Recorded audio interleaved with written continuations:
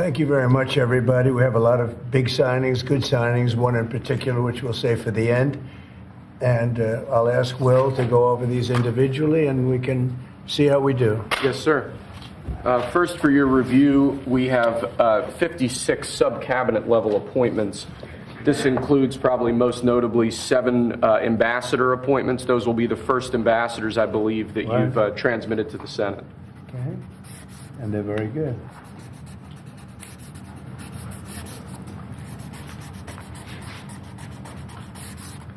Okay. Thank you, sir. Second, we have acting designations. We're actually designating Doug Collins to be the acting leader of both the Office of Special Counsel and the Office of Government Ethics. You know Doug, everybody, I think? He was in charge of the fake impeachment hearings, remember, that I won very conclusively? Fake charges by the radical left Democrats. Okay. Next, sir, the Federal Executive Institute is a program that was set up during the Johnson administration to train senior-level government bureaucrats. As you've identified repeatedly in the last few years, the senior levels of our federal government are not adequately serving as stewards of taxpayer dollars, so we're recommending zeroing out that program effectively. We're actually getting rid of a few programs that are just a waste. Just really a waste. Thank you, sir. Next, we have an executive order relating to the Foreign Corrupt Practices Act.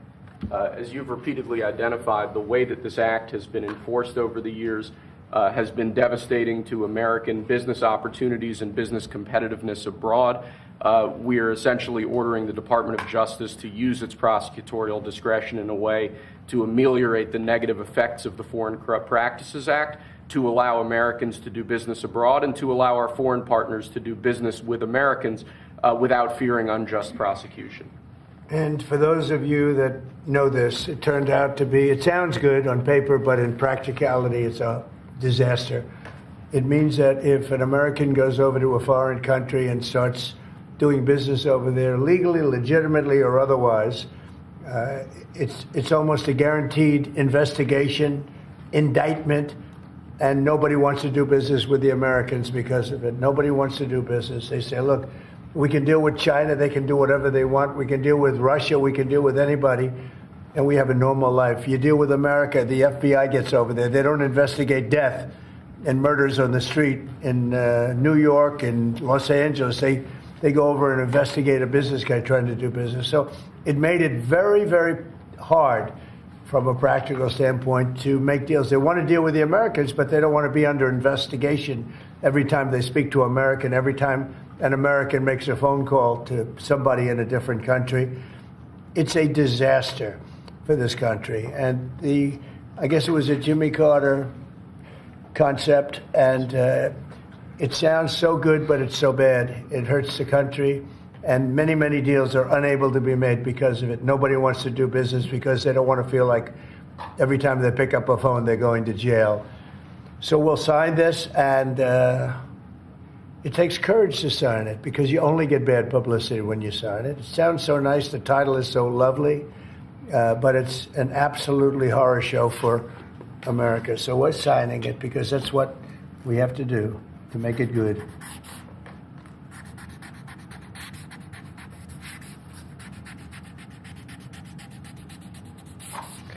Okay, thank you. It's an important one. It's going to mean a lot more business for America. Okay. Thank you, sir. Next, this is an executive order relating to the use of paper straws. As you've consistently identified, nobody really likes paper straws. Number one trending. Can you believe it? A paper straw was number one trending for 3 days or something.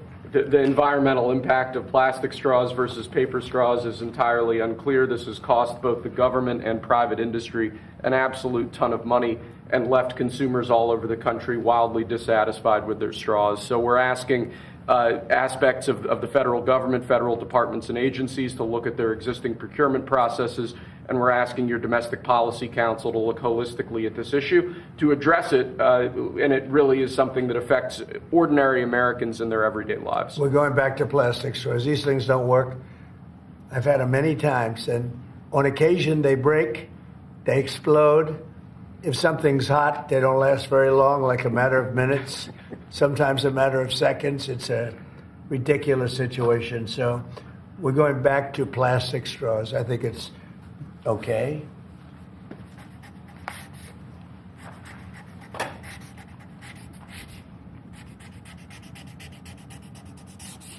And I don't think that plastic's going to affect a shark very much as they're munching their way through the ocean. Okay.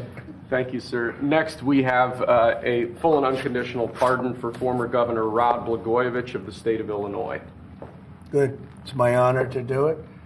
I've watched him. He was set up by a lot of bad people, some of the same people that I had to deal with. He wasn't quite as successful, but he had somebody that saw what was going on. I didn't know him other than I believe he was on The Apprentice for a little while. He was just a very nice person. He had a fantastic wife. She fought like hell to get him out. He was given a sentence of like 18 years. And it was a sort of a terrible injustice. They just were after him. They go after a lot of people. These are bad people on the other side. So I think he's just a very fine person. And this shouldn't have happened, and it shouldn't have happened to him. And let him have a normal life and let him go out and do what he has to do. So I'm signing this as a full pardon. Rod Blagojevich. Mr. President, are you considering him for ambassador to Serbia? No, but I would. I mean, he's now cleaner than anybody in this room. He got a pardon. He's cleaner than anybody in the room. Okay. Thank you, sir. Next, in 2018, you imposed ad valorem duties, tariffs on imports of steel at a 25% rate. Since that time, a large number of exclusions and exceptions to that tariff rule have been implemented. Because of the damage to the United States steel industry that those exceptions and exclusions have imposed, we're now, this order would reimpose that 25% ad valorem tariff rate on imports of steel, and it's presented for your signature now. Okay. Do you understand what that means? It's a big deal. It's a big deal. This is the beginning of making America rich again.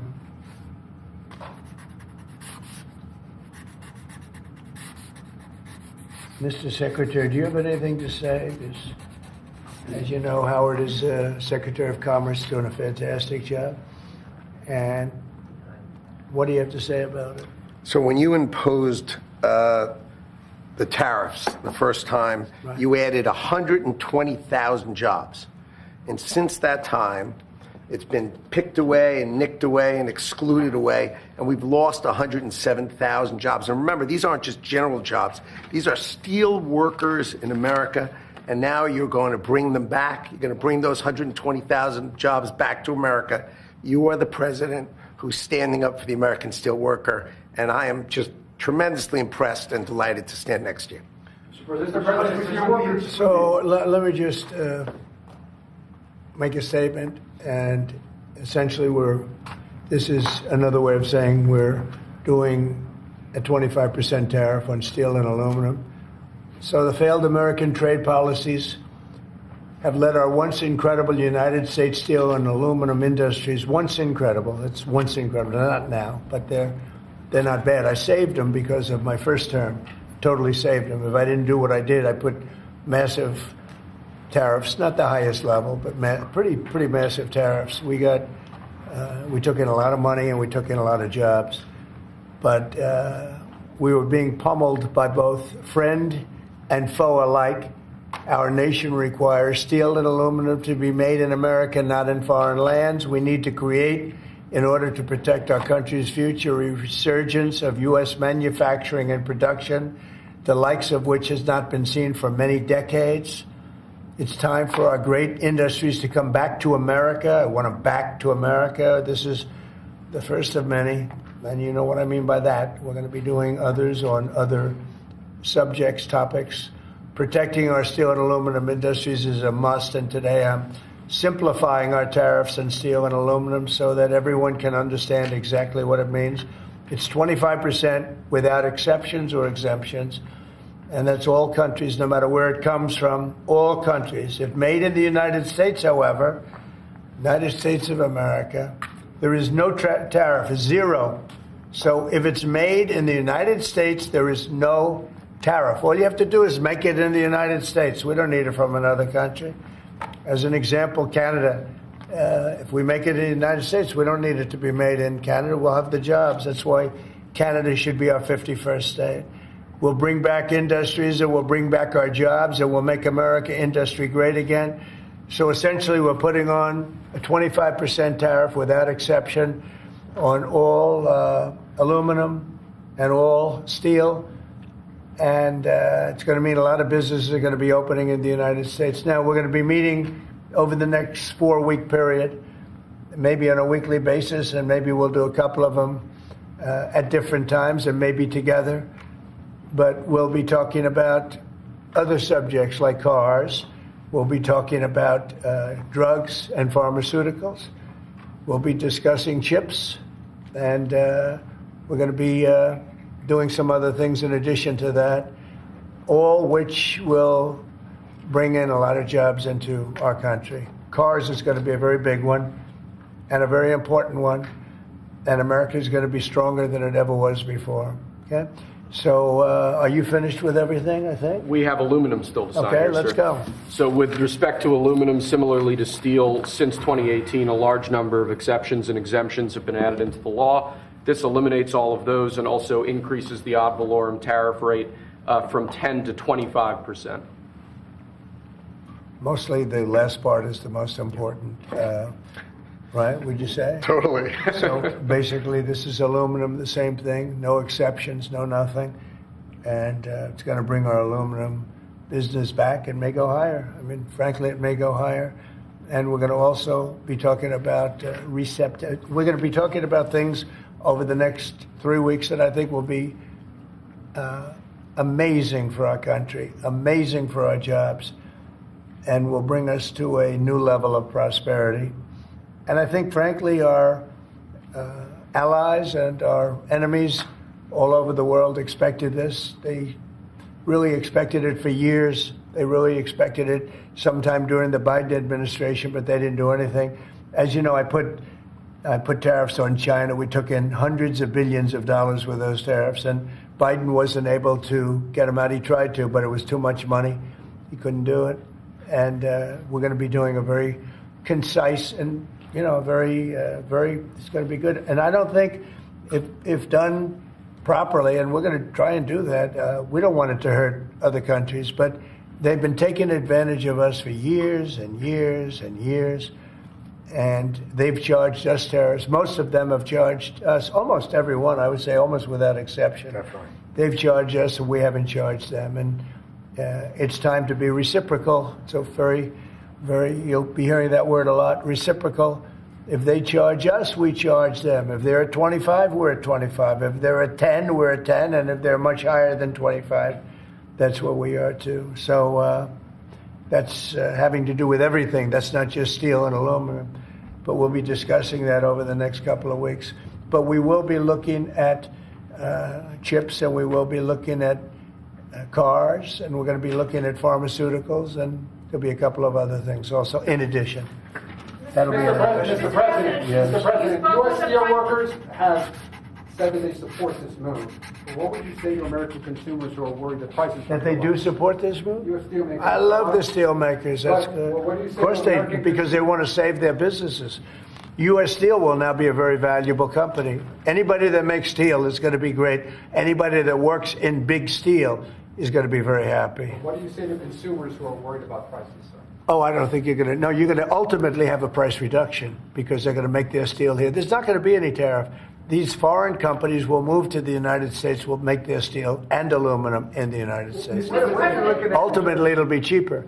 But we'll also have jobs, many, many more jobs. Sir, what are you looking at in terms of tariffs on cars and chips? Well, we're looking at numbers, and we'll be coming up with a number, but we make some of the finest cars in the world, and some companies prohibit us from selling those cars in their countries. But they sell us cars, they send cars to us, and we don't do that. We charge nothing or 2.5%, and they'll be charging 100%. They'll be charging much more than that if you look at some of them. So I think those days are over. But we'll be announcing on other things, such as cars. We got some other things we'll be doing. But the biggest thing is reciprocal. We want tariffs to be fair. If they charge us, we charge them. Tomorrow, the reciprocal tariffs? We'll be doing reciprocal over the next, I would say, 2 days, don't you think? 2 days, yeah, maybe. Mr. President, the Australian Prime Minister has said that you are considering an exemption from Australia on steel. Is that correct? And why? I just spoke to him, very fine man, and he has a surplus. I mean, we have a surplus with Australia, one of the few. And the reason is they buy a lot of airplanes. They are rather far away, and they need lots of airplanes. And we actually have a surplus. It's one of the only countries which we do. And I told him that that's something that we will give great consideration to. And would you consider one for the UK as well? Well, we have a huge deficit with the UK. Big difference. You don't have a deficit with Argentina. Is that country also going to be? We have a deficit with a little deficit with Argentina. We almost with every country, but Australia, because of the airplanes, they buy a lot of airplanes. There's a little bit of a surplus. Mr. President, if other countries retaliate, I don't mind. What is your plan for example, farmers? Last term, you. Well, the farmers are going to be helped Would you do that greatly. again? Yeah, the farmers are going to be helped greatly because they're not going to be dumping everything into our country. This will be a great bill for farmers. And in terms of retaliation, if they retaliate, it's, as I said, it's reciprocal. So if they raise it a little bit, then we raise it automatically. So I don't think it helps for them to retaliate. But also remember this, they can't really retaliate because we're the piggy bank. We're the piggy bank. But if we don't do this, we won't be the piggy bank for long. We won't be much of a country. Mr. President, did you see that report, sir, that Hamas was going to stop releasing Israeli hostages, and what was your reaction? I think it's terrible. Look, I looked at the hostages that came in, and they're emaciated. It looked like something out of the 1930s. It's an absolute disgrace. And I think they saw the way the world viewed it, and they're looking for a reason not to send more because they're all. You take a look at that. It looked like it was a concentration camp, which essentially it was. It looks like they came out of the Holocaust. And what a sad thing. One of them was a young man, good-looking guy, a little bit heavier than perhaps he could have been, and now he looks like he's not even recognizable. Not even Is recognizable. the ceasefire deal at risk of falling apart? Look, I can tell you that those people have been badly hurt, both mentally and physically. I'm talking about the young women that came out also previously. And I think one of the reasons they're doing this is because they're probably sending the best. What you see is probably the best because they want to send people that look at least healthy. And that's not healthy. These people have been badly hurt. They've been interviewed by our representatives. They've been interviewed by Israeli representatives, and they're really hurting. They are really hurting mentally and physically. And I think Hamas is looking at that and saying, well, it's not going to get much better than that because they probably send out their best as a representative, and they've got more to send out, and they probably feel that they can't do that because it's not going to make them look very good. Is the ceasefire delay that, sir? Should the ceasefire then be off? Well, I would say this, and I'm going to let that because that's Israel's decision, but as far as I'm concerned, if all of the hostages aren't returned by Saturday at 12 o'clock, I think it's an appropriate time. I would say cancel it and all bets are off and let hell break out. I'd say they ought to be returned by 12 o'clock on Saturday, and if they're not returned, all of them, not in drips and drabs, not 2 and 1 and 3 and 4 and 2. Saturday at 12 o'clock, and after that, I would say all hell is going to break out. And I don't think they're going to do it. I think a lot of them are dead. I think a lot of the hostages are dead. I think it's a great human tragedy. What's happened? How people can be that mean to do. I mean, the one guy was laughing when a hostage he thought his family was alive, found out the family was dead, and his captor, so to speak, started laughing because he thought it was so funny. You know, this is a different group of people. No, I would say Saturday at 12. We want them all back. I'm speaking for myself. Israel can override it, but from myself, Saturday at 12 o'clock, and if they're not here, all hell is going to break out. Mr. President, in an interview this weekend, you said that Palestinians would not be guaranteed the right to return to Gaza if the U.S. were to develop it. What did you mean by that? And under We've spoken to a lot of Palestinians. They would love to leave Gaza if they could find a place to be. And I've spoken to various leaders of various countries in the not so, distant area from where we're talking about, the Gaza Strip. And I think they were very positive about providing land. What we need is land. And if we could build a nice place for people to live safely, everybody in Gaza would do it. They've been persecuted. They've been spit on. They've been treated like trash. And they would love to get out of Gaza. But until now, they never had an alternative. Now they have an alternative. And as far as Hamas is concerned, you're seeing the real Hamas now with the hostages. Mr. President, what if they Yeah. don't meet? On Gaza, you have the... Who are you? From where? The Wall Street Journal, sir. Yeah, that's what I The Jordanian leader is coming in to see you. Yeah. Folks in Jordan have expressed Tomorrow. opposition to taking in more Gazans, more Palestinians. How are you going to convince him to do otherwise? I think he'll take. I do think he'll take, and I think other countries will take also. They have good hearts. I think they'll take. But what about the Palestinians who just won't leave? Our team has spoken to many in Gaza. They're all going to leave when they have a place that's a better alternative. When they have a nice place that's safe, they're all going to leave. It's a hellhole right now. But how are you so sure? Would the U.S. force them to leave? You're going to see that they're all going to want to leave. Mr. President, when it comes to Saturday at noon, there's an American hostage who's still being held by Hamas right now. Are you worried about Look, who knows? Are they alive? Are they not alive? But I saw the condition. When I saw the condition of the last ones that came out, and the women too, everybody. The one woman had her hand blown off because she was trying to stop a bullet being fired at her, okay? What kind of a situation is that? You saw her. I just think it's time to either you release everybody. They're not going to be alive right now, based on what I saw over the last 2 days. They're not going to be alive for long. Saturday at 12 o'clock, and after that, it's going to be a different ballgame. Mr. President, when you say all hell is going to break loose, are you speaking about retaliation from You'll Israel? find out, and they'll find out too. Hamas will find out what I mean. Mr. President, with They're going to find out what I mean. These are sick people, and they'll find out what I mean Saturday at 12 o'clock. But no involvement How from about the U.S. Palestinians from the West Bank? Are they going to be relocated too? What's Well, your position right on the now, West no. Bank? Right now, they're there, and I assume they want to remain there. It's different. They're there. It's never been like what we're talking about with the Gaza Strip. So they're going to continue there? You have No, I have no plans there. Mr. President, regarding the Consumer Financial Protection Bureau, Democrats, including Elizabeth Warren, have said that by freezing it, it's giving big banks and giant corporations the green light to steal families. Your response? Pocahontas, the faker. That was set up to destroy people.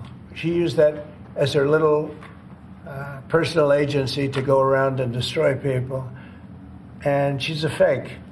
Just like she said she was an Indian, and she wasn't an Indian. You have more Indian blood in you than she has. She went to college based on the fact that she was an Indian. She got jobs based on the fact that she was an Indian. She's a fake. That was set up to destroy some very good people, and it worked. I mean, it worked. A lot of great people. I'll tell you, before I ever heard the term, people would come up to me in the Midwest and areas that say, Sir, I'm being destroyed by them. They use that to destroy people. She's a nasty woman. She's a really nasty woman, despite her phony beer commercial. We did the right thing. That was a very important thing to get rid of. And it was also a waste. I mean, number one, it was a bad group of people running it, but it was also a waste. If you looked at when she really ran it, wow, that was a vicious group of people. They really destroyed a lot of people. And you can confirm it's your goal is to have it totally eliminated, the I would agency? say, yeah, because we're trying to get rid of waste, fraud, and abuse. What's next? And didn't I hear that somebody made like $38 million or something running a little agency? What was her name? What was her name? And what did she do? And what was that all about? All the money that she made? Does anybody know? Okay. Yeah, Brian, go ahead. Good to see you. The latest CBS poll has your approval ratings at an all-time high, despite all these controversial subjects and executive orders that you're doing. I want to get your thoughts on that, how you've really connected to mainstream America. Yeah, I have high approval ratings because I'm using common sense, whether it's getting men out of women's sports. I mean, have you seen what goes on with the boxers and with the weightlifters and with the swimmers and everything? It's so ridiculous. And I think it's a 90% issue. And, the amazing thing, the Democrats are still fighting for it. It's crazy. It's crazy. I think we should go to Congress also, have that cemented and, make it indelible.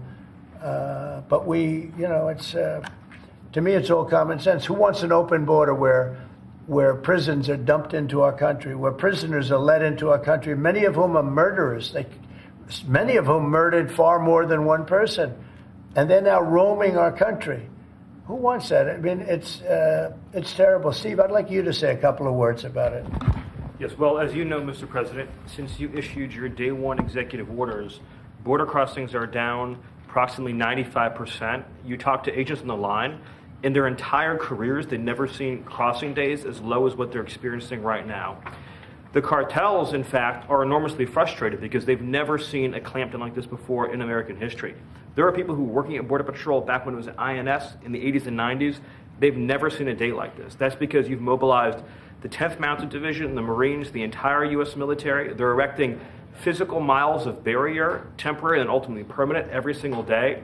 You have all of your border agents pushed to the front line. They're not doing the humanitarian processing, quote unquote, that Biden was doing. They're doing law enforcement and national security. They're interdicting weapons and drugs. They're interdicting violent, high-threat criminals. And the U.S. military is repatriating illegal immigrants at a pace and a scale that has never occurred before in American history.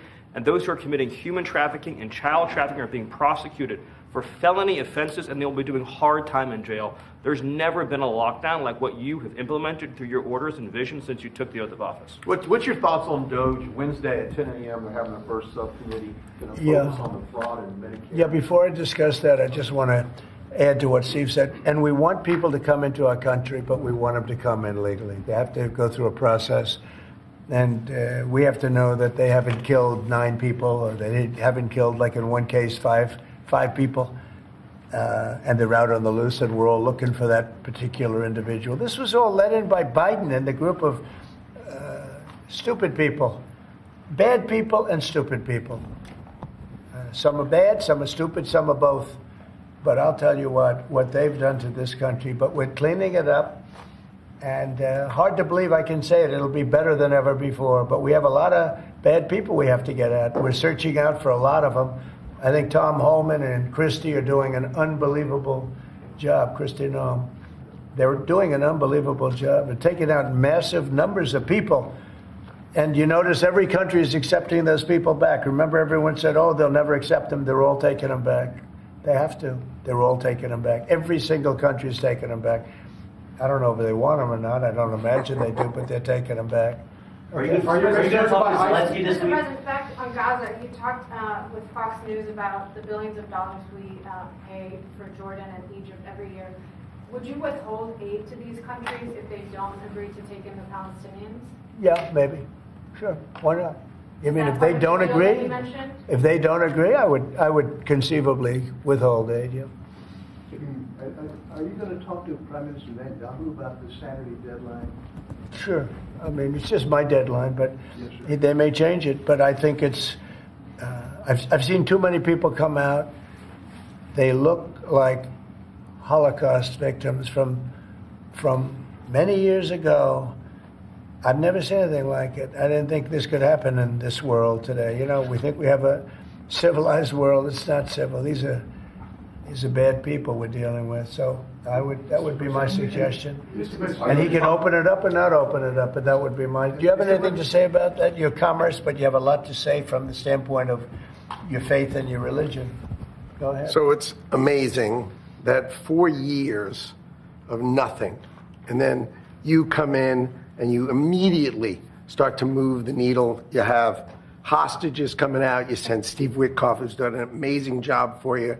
You're changing the Middle East. You're supporting your ally, Israel. And I, for one, can't be more impressed with the outcomes that you have driven. And choosing this Saturday to save people's lives or just be done with it seems like just the right choice. But I think it's time to come up with a date. It's Totally. What are we going to do? Keep every week 2 people, 3 people? No, I don't think you can do that anymore. These are very seriously endangered people. These are endangered people. I don't think they're going to last very long. You know, the people that came out yesterday, they wouldn't last very long. Were you ruling out any U.S. involvement in whatever happens after this deadline? We'll see what happens. We'll just see what Will happens. you talk with Zelensky this week, sir? Yeah, probably. By telephone, what's your message? He wants to make a deal. Let's see. We'll see what it is. We're dealing with them, and I think they both want to make a deal, but we'll have to see. It's got to be done. What is Zelensky going to Would have never happened if I were president. This would never have happened. Millions of people are dead. What will Zelensky have to give up, if anything? We'll talk about that later because Your reaction to a judge today continuing a pause on the buyout program for federal workers? well, I don't know how you can lose a case like that. We're talking about people, you know, everybody. I got elected on making government better, more efficient, and smaller. And that's what we're doing. And I think it was a very generous buyout, actually. Also, if people don't show up to work, we have a right to fire them. And they have an option. They can show up to work or not. If they don't want to show up to work, then let them work. Because then the next step is, have you worked before? Have you worked during this time that you're supposed to be working? You'll find many of those people, in my opinion, have had other jobs, even though they're collecting money from the federal government. Many have had, in my opinion, other jobs. If the And buyouts if they did, that's a big problem. If the buyouts are blocked in court, will you instead pursue layoffs in federal departments? I don't know how they can do. This is free will. This is a buyout where people, you know, they were offered a good deal. Many people have taken that, as you know. But, you know, many of those people, and we talk about reporting to work, right? I happen to be a believer that you have to go to work. I don't think you can work from a home. I don't know. It's like there's a whole big, you can work from home. Nobody's going to work from home. They're going to be going out. They're going to play tennis. They're going to play golf. They're going to do a lot of things. They're not working. It's a rare person that's going to work. You might work 10% of the time, maybe 20%. I don't think you're going to work a lot more than that. And I think they have an obligation to work. And they have an obligation not to have a second job when they're supposed to be working for the federal government. You're going to find that a lot of these people had second jobs instead of working they'll be collecting a federal government check and they'll be working 2 jobs. And that's big trouble for them. You've said a lot about South Africa in the last 2 weeks. Yeah. It's hosting the G20 summit this year. Are you planning to attend this, or are you skipping it and telling your cabinet to not? Well, we'll see what happens, but the South African situation is very, very dangerous and very bad for a lot of people. There's tremendously bad things going on, including the confiscation of property, and worse, much worse than that. You know what I'm talking about.